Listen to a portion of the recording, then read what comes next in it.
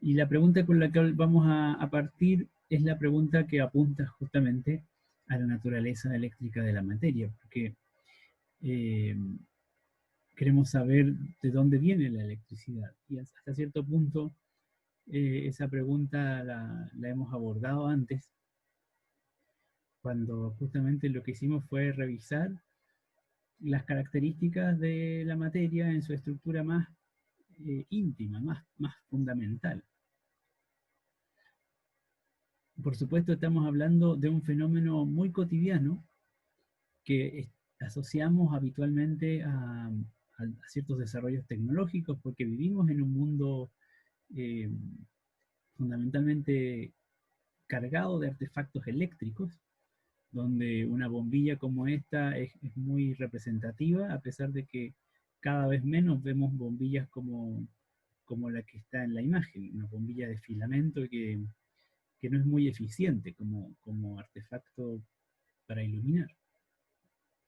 Pero aquí hay una primera observación que hay que tener presente y es que muchas veces, especialmente nuestros estudiantes en educación inicial, en educación básica, eh, tienen una concepción asociada a la electricidad como aquel fenómeno o aquella característica que permite el funcionamiento de artefactos, fundamentalmente. Y esta idea de que la electricidad está asociada a los artefactos, entonces también se asocia con el supuesto de que la electricidad es una construcción o una invención del ser humano. Y la verdad es que la pregunta que estamos haciéndonos apunta a un nivel más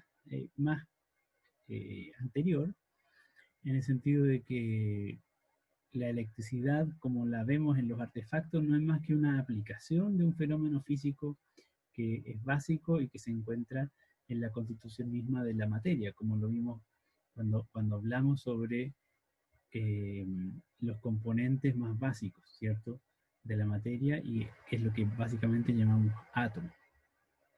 En ese momento dijimos que, que los átomos tenían una estructura interna y esa estructura interna estaba compuesta por algunas partículas más fundamentales o más pequeñas que el átomo, partículas subatómicas, que tenían justamente un rasgo característico y es que presentaban esta propiedad que llamamos carga eléctrica, donde el protón se encontraba en el núcleo del átomo con carga positiva y el electrón se encuentra en órbitas o en nubes orbitales alrededor del núcleo y se trataría de una partícula con carga negativa. Así es que cuando hablamos de fenómenos eléctricos, estamos hablando de fenómenos que provienen de este rasgo fundamental de la naturaleza. Por el hecho de que los átomos tienen cargas positivas y negativas en estas partículas fundamentales, es que observamos en el mundo macroscópico fenómenos eléctricos. Y de ese rasgo, de esa propiedad, es que la inventiva humana se ha aprovechado para fabricar y construir artefactos que hagan uso de la energía asociada a estos fenómenos.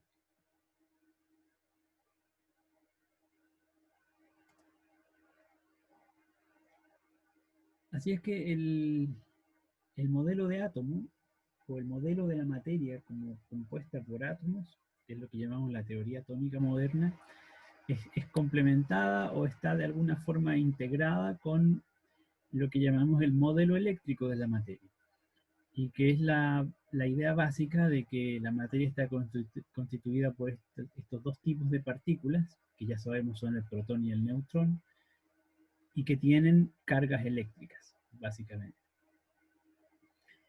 En general, como vimos, los átomos están eléctricamente neutros, es decir, tienen tantos protones como electrones, por lo tanto, tantas cargas positivas como negativas. Y cuando eso ocurre, si todos los átomos de una partícula o de un objeto están eléctricamente neutros, entonces también ocurre que ese objeto o esa partícula se encuentra en un estado eléctricamente neutro, básicamente porque la suma de todos sus protones y la suma de todos sus electrones es la misma en términos de cantidad y en términos de carga eléctrica. Hay tantos positivos como negativos. En cambio, si es que llega a ocurrir que no tenemos un balance de carga eléctrica en un objeto, así como le pasa a los átomos también cuando tienen un desbalance de carga, entonces por supuesto presentan una carga neta y entonces en el caso de un objeto macroscópico decimos que es un objeto que se encuentra electrizado, porque tiene un adicional o un desbalance de carga, ya sea carga positiva o carga negativa. Entre paréntesis, lo que el modelo eléctrico de la materia dice es que hay dos tipos de carga. No identifica qué carga es cuál. Simplemente por el hecho de que son dos tipos de carga, entonces arbitrariamente se define o se determina que una se le llama carga positiva y a la otra se le llama carga negativa.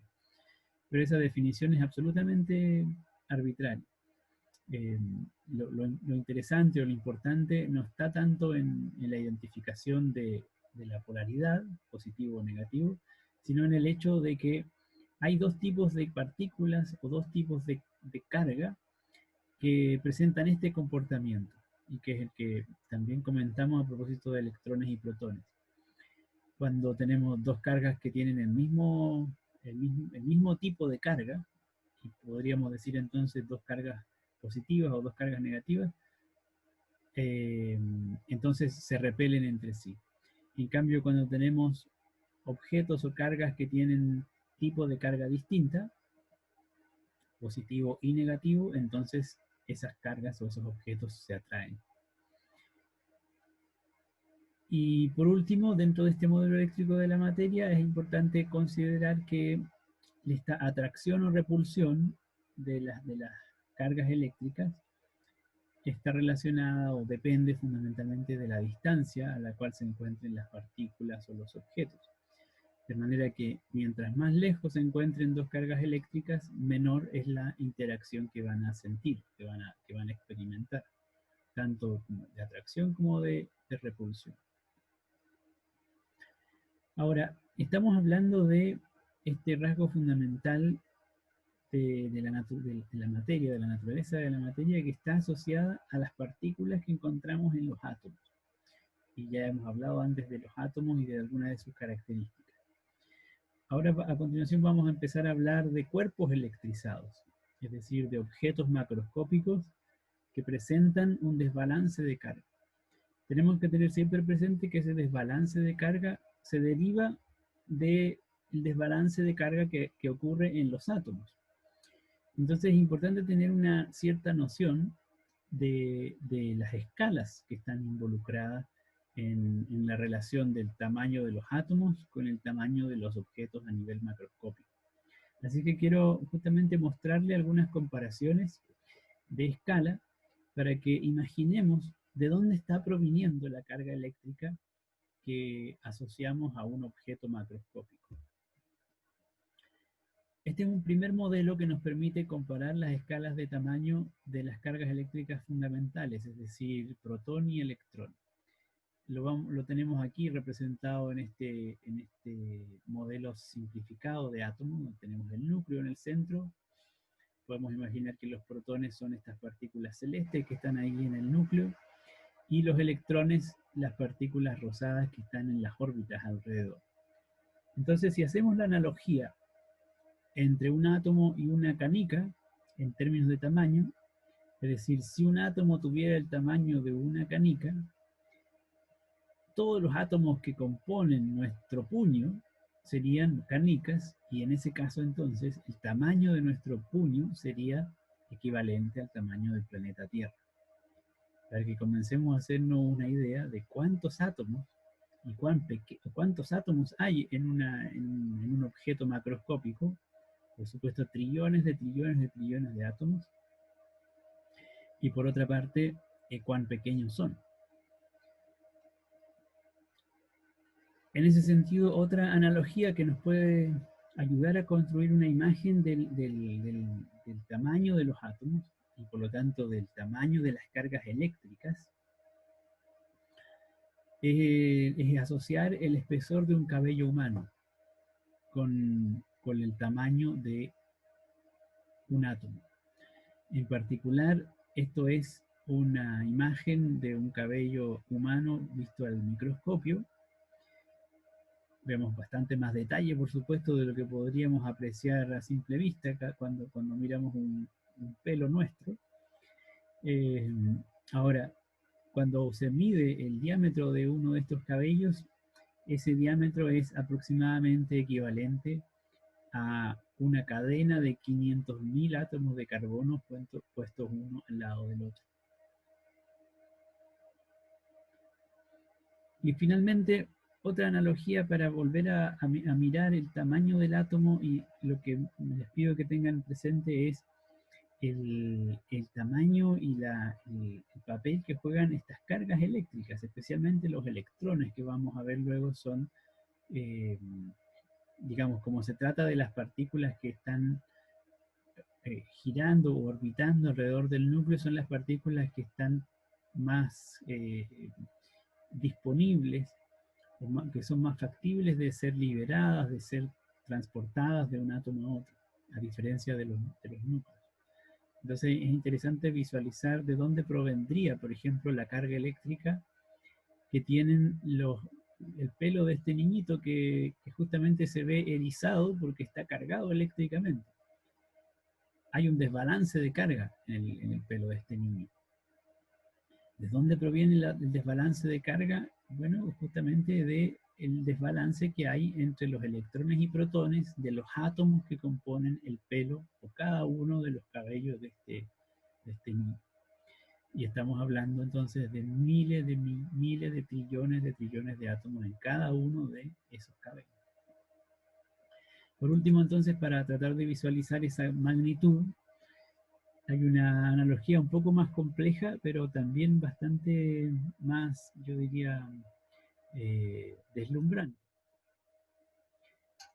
Dice, bueno, partimos imaginando que estamos dentro de una habitación que tiene este tamaño aproximadamente en relación a nuestro cuerpo.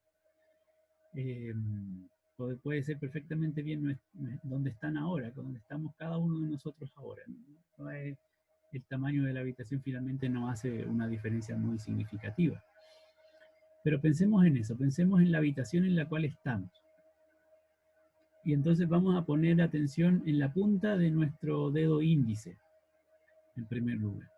Y nos imaginamos ahora que esa punta del dedo índice la amplificamos al tamaño de nuestra habitación. Entonces ahora el dedo índice, digamos la punta del dedo índice, ocupa todo el espacio de nuestra habitación, donde ahora estamos. Entonces, para comenzar a aproximarnos a la escala del átomo, hacemos algunas analogías. Entonces, en un tercer paso, nos imaginamos que llenamos esta misma habitación donde estamos con granos de arroz. Es decir, kilos y kilos de arroz hasta llenar la habitación completa con granos de arroz. Recuerden que lo que estamos llenando en esta analogía es la punta de nuestro dedo meñique. Entonces, al llenar con arroz la punta de nuestro dedo meñique, lo que estamos haciendo es representar nuestras células. Las células que componen la punta del dedo meñique serían estos granos de arroz que llenan por completo la habitación en la cual estamos. Entonces, en el paso 4, lo que estamos imaginando es que llenamos la pieza de granos de arroz, básicamente para representar las células de la punta del dedo meñique. Esa es la cantidad de células que encontraríamos en nuestro dedo. Y ese sería el tamaño de cada una de sus células, proporcionalmente hablando. Ahora hacemos un paso de abstracción todavía mayor, porque nos vamos a aproximar a uno de esos granos de arroz. Es decir, vamos a amplificar ahora un solo grano de arroz, y ese grano de arroz va a ser del tamaño de la habitación completa. Antes la habitación completa era la punta del dedo meñique. Ahora tomamos uno de los granos de arroz que es nuestra célula y lo amplificamos para que esa célula ocupe la habitación completa. Estamos en el paso 5. Y entonces ahora que hemos amplificado el tamaño de una célula al tamaño de la habitación, volvemos a llenar la pieza con granos de arroz.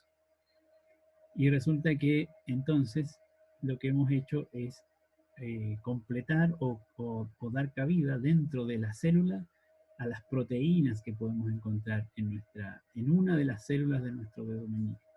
En el paso 6, los granos de arroz ahora representan las proteínas que encontramos en una de nuestras células. Por lo tanto, la habitación llena de granos de arroz corresponde a una célula llena de proteínas. Y entonces recién podemos aproximarnos a la escala de los átomos. Para tener una idea, lo que podemos hacer es, junto con el arroz que ha llenado la habitación ahora, que está representando todas las proteínas que hay en una de las células de nuestro dedo, del dedo meñique, o sea, del dedo índice, perdón, lo que hacemos es rellenar todos los intersticios, todos los espacios de separación que hay entre los granos de arroz con finos granos de arena. Llenamos la pieza, la habitación, con granos de arena. Y entonces recién hemos alcanzado la escala de los átomos. La analogía es que cada grano de arena que hemos colocado entre los granos de arroz correspondería más o menos a la escala de un átomo. Entonces, cuando pensemos luego, cuando veamos luego el caso de cuerpos electrizados o objetos que tienen carga eléctrica, y cuando digo objeto, estoy pensando, por ejemplo, en el pelo en el cabello humano, o estoy pensando en un globo que está electrizado, o en una regla, o en trozos de papel. Cualquier fenómeno o cualquier objeto de ese tipo, macroscópico, deriva su carga eléctrica, obtiene su carga eléctrica a partir del desbalance de carga que ocurre a nivel de los átomos, a nivel justamente de estos electrones y de estos protones, que por supuesto se encuentran por trillones de trillones de trillones en cada uno de los objetos que les mencionaba.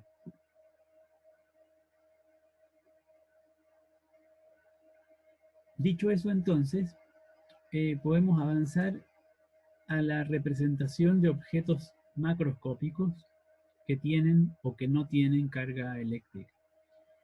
Cuando hablamos de objetos o cuerpos que no tienen carga eléctrica, entonces estamos hablando de cuerpos en estado neutro, eléctricamente neutros. En cambio, cuando sí tienen carga eléctrica, decimos que se trata de cuerpos electrizados, objetos electrizados. En la imagen vemos un caso, un ejemplo de un globo que está electrizado y lo sabemos porque al acercar el globo a la cabeza de la niña, entonces el cabello de inmediato se eriza y se trata de adherir porque es atraído por el globo que está eléctricamente cargado. Entonces, cualquiera de estos recuadros ahora que están aquí a la izquierda simbolizan justamente un cuerpo, ya sea neutro, positivo o negativo. Puede ser perfectamente bien el globo, un objeto macroscópico. Pero también podría ser una partícula, un grano de azúcar, lo que sea, digamos. En cualquier caso es un objeto que contiene millones de átomos, muchos, muchos átomos. Un cuerpo eléctricamente neutro, entonces, es representado en general como un cuerpo en el cual no se ven o no se aprecian signos de carga eléctrica. Eso es equivalente a tener tantas cargas positivas como negativas. Aquí tenemos, para efectos de representación, 3 cargas positivas y 3 cargas negativas. ¿A dónde podríamos vincular o con qué están vinculadas estas cargas? Por supuesto, las positivas corresponderían a todos los protones que están encerrados en este objeto, que componen este objeto, y las cargas negativas a todos los electrones que componen este objeto. Si hay tantos protones como electrones en el objeto, entonces el objeto es eléctricamente neutro.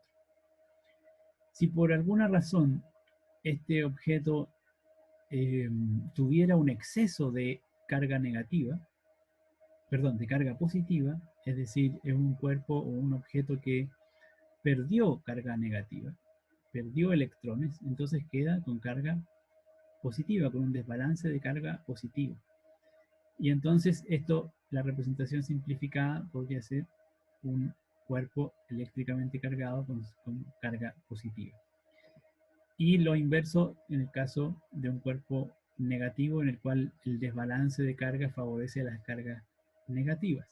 Lo representamos de esta manera.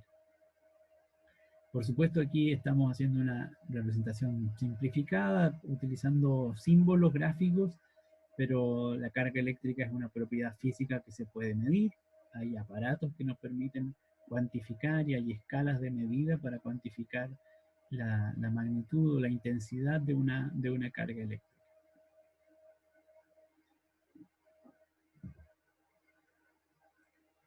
De esta forma, entonces, las interacciones fundamentales que habíamos observado a nivel de átomos entre electrones y protones, por supuesto, también se manifiesta a nivel macroscópico, en el sentido de que cuando encontramos dos cuerpos o dos objetos cargados con el mismo signo, ya sean dos cuerpos negativos o dos cuerpos positivos, estos objetos entre sí experimentan una repulsión eléctrica. Es decir, hay una fuerza eléctrica que tiende a separarlos, que los empuja, que se empujan mutuamente, tanto si son dos positivos como dos negativos. La fuerza eléctrica que siente cada uno es la misma, por supuesto. Y al revés, si es que se trata de dos cargas de distinto signo, una positiva y otra negativa, es decir, dos cuerpos eléctricamente cargados con cargas opuestas, entonces la fuerza eléctrica es atractiva y ambos objetos se atraen mutuamente, se tiran uno al otro para aproximarse, para juntarse.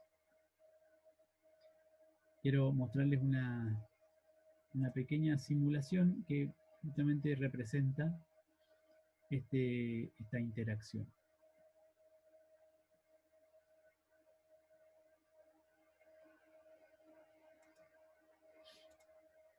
Profe, ¿Sí? quedan 6 minutos por si acaso. Ya, muchas gracias. Bueno, esta animación de EduMedia, recuerden que ustedes pueden acceder a EduMedia con las claves de suscripción gratuitas que están entregando aquí en la misma página, son de fácil acceso, para que la animación la puedan visualizar sin límite de tiempo. Consiste en un dispositivo muy, muy sencillo que tiene solamente dos soportes. Este es un soporte, digamos, físico, una barrita erguida que uno puede movilizar sobre una plataforma y contiene o sostiene en el extremo cargas eléctricas. A la izquierda tenemos la carga eléctrica Q1 y a la derecha la carga eléctrica Q2. Y aquí podemos reemplazar la carga eléctrica que queremos colocar en esta barra y acá la que queremos colocar en la barra de la derecha. Entonces podemos representar qué es lo que ocurre con la interacción eléctrica entre estas dos cargas. Fíjense que, bueno, en este caso tenemos dos cargas. La Q1 es menos Q y la Q2 es Q. Es decir, tienen el mismo valor, pero de signo opuesto. Las tratamos de acercar y entonces aparecen unas flechas que apuntan una a la otra porque esto está representando una interacción atractiva. Estas dos cargas de distintos signos se atraen una a la otra. Pero fíjense que la fuerza es más intensa en la medida en que están más cerca las dos cargas. Por eso el tamaño de las flechas aumenta. Si alejamos una de las cargas, de inmediato la distancia de separación es mayor y por lo tanto la magnitud de la interacción también disminuye. La fuerza que sienten es menor. Si lo dejamos a esa distancia y reemplazamos, por ejemplo, una de las cargas, ahora lo que hago es un clic aquí y cambié la magnitud de la carga azul, de la carga positiva. Ahora tiene un valor 2Q. Dupliqué el valor de la carga. Sigue siendo positiva, por lo tanto, sigue habiendo atracción. Aumentó un poco el tamaño de la flecha. Si es que vuelvo a cambiar el tamaño, la carga anterior, que era la mitad, se reduce el tamaño de la flecha porque la fuerza es más débil. Ahora la fuerza es mayor porque el tamaño de la carga es mayor. Así es que la fuerza eléctrica de atracción o de repulsión depende de la distancia entre las cargas y depende de la magnitud de las cargas. Si es que a la izquierda coloco otra carga positiva, por supuesto, vemos cómo las flechas apuntan en sentido opuesto, porque ahora la carga de la derecha está siendo empujada hacia la derecha para alejarse de la carga de la izquierda, y lo mismo la carga de la izquierda quiere alejarse o es empujada por la carga de la derecha. Siempre la fuerza de repulsión o la fuerza de atracción que experimenta cada una de las cargas tiene el mismo tamaño, es la misma magnitud de la fuerza sobre ambas cargas. En este caso es repulsiva, por lo tanto, de sentidos opuestos. Si es que modifico la carga de la derecha y pongo una carga del mismo magnitud anterior, pero negativa, por supuesto se invierte la interacción.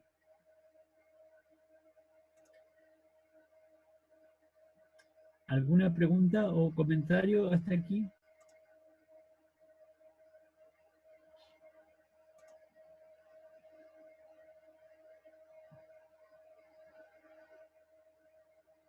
Bueno, si no hay duda, vamos a aprovechar de hacer la pausa en este momento porque luego se nos va a acabar esta sesión. Entonces, suspendemos, nos desconectamos y volvemos a ingresar por el mismo enlace en un minuto. ¿De acuerdo? Ok.